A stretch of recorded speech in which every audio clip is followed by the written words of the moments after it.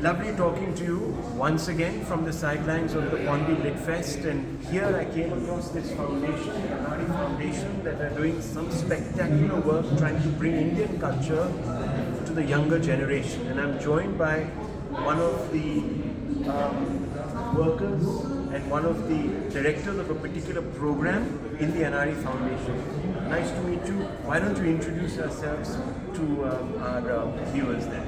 Namaste everybody, this is Gurupriya Chaitanya, Director of Education Initiatives at Anaadi Foundation. For the last decade or so, we have been thoroughly researching Indian knowledge systems in terms of content and pedagogy.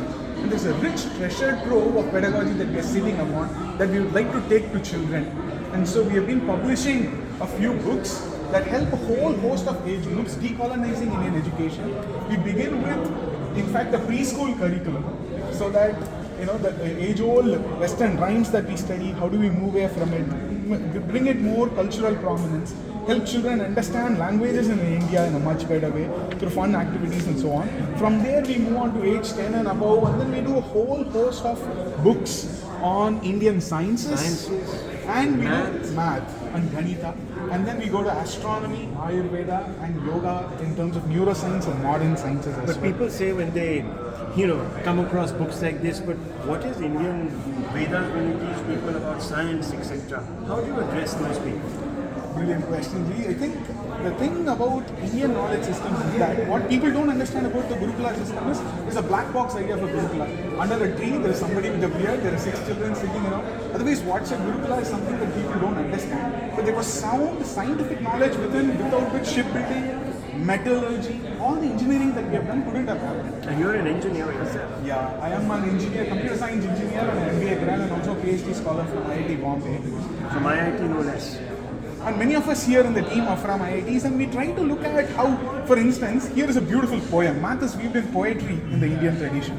This says, Parthah karnavathaya marganaganam ruddho rane sandhathe. Here is Bhaskaracharya appealing to a child, asking for a quadratic equation. Partha is doing Karnavada. He's sending vectors of arrows. Half of it is used for defense. 4 root x is used to tackle the horses of Karna. 6 to tackle the charioteer of Karna, Shalya. 3 for his umbrella, flag and his bow, Karmukham. Finally, 1 is aimed at the head of Karna.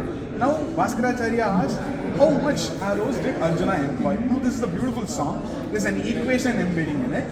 And which you have actually deciphered and decoded here. So this becomes a tool to understand something like that, but through a very sort of Indian cultural ethos. And the pedagogy is quite different. So the Indian pedagogy has applied learning. Unless today we have abstract, non-applied learning of math. A math question is solve for x. Or children who learn biology can't decipher 10 different species of plants, understand what their guna karma, vibhaga is. Whereas Ayurveda education helps children understand it. When they look at the skies, what should they look for? What are the patterns that they must study?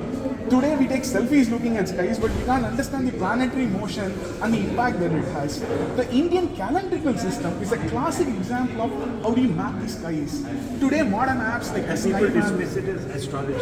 Yes, of course, in astronomy, in Jyotisha, there is Ganita Jyotisha and Kalita Jyotisha. One is data science or prediction based on data science. So one is data in itself. Now there is prediction based on it, like many modern people do. But we are focused on Ganita Jyotisha. Well, I just hope that the governments of various states actually look at this, look at the work that the Anaadi Foundation is doing, and perhaps partner with them, because these can all become part of the auxiliary curriculum in schools and help break down very complex ideas and group them in.